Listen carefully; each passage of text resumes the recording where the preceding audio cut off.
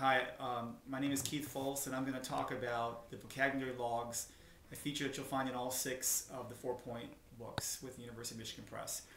My big research area is vocabulary acquisition, and one thing we know about vocabulary acquisition in terms of learning a second language is that what's most important is the number of times that the students, the learners, actually interact with the vocabulary.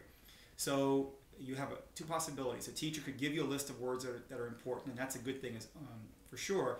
But also, each learner needs to be responsible for his or her own learning by keeping some kind of notebook or log. And so in order to train students to be better vocabulary hunters or acquirers of new words, in each of the 6 books there's a vocabulary log. It might appear to be a very simple kind of exercise when you first look at it, but we do have a very specific purpose here, and that is to train learners to actually acquire vocabulary in a very specific way. I'm the teacher and I'm in charge of the class, but no one knows the student's individual learner needs better than that learner.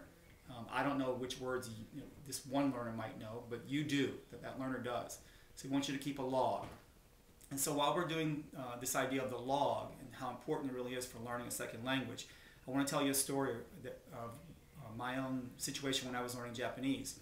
I had the pleasure of being a JSL, Japanese as a second language learner, for 3 weeks in an intensive course in Tokyo.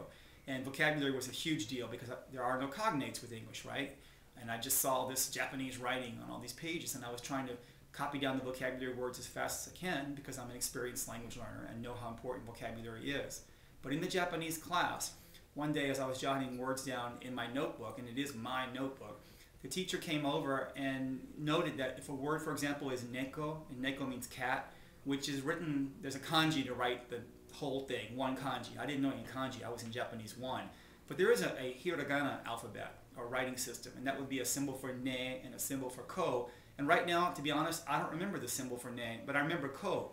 But I couldn't remember all these things to keep up with all the vocabulary that was being offered in the class. So I would write down neko as N-E-K-O, and then write equal sign, and then write C-A-T, cat. Because my goal was to learn as much vocabulary as quickly as I possibly could and pick up the writing system later on. My goal was vocabulary acquisition. It was my own vocabulary notebook.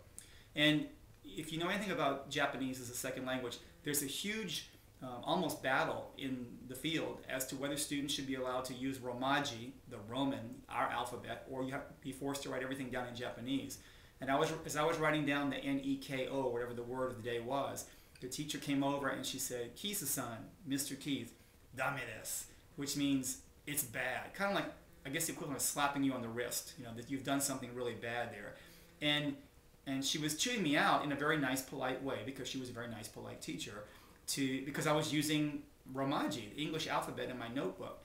And what I remember thinking was, lady, back away from the notebook, because this is my notebook.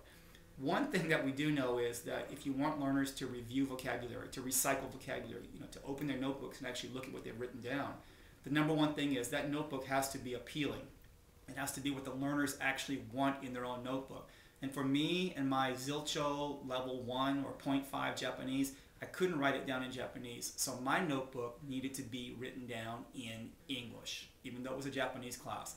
And so in this vocabulary log that we have in the books, we always provide one quick sample there as an example. But then we train learners to write down whatever words they want in whatever manner they want to do this, because ultimately that vocabulary log belongs to that learner.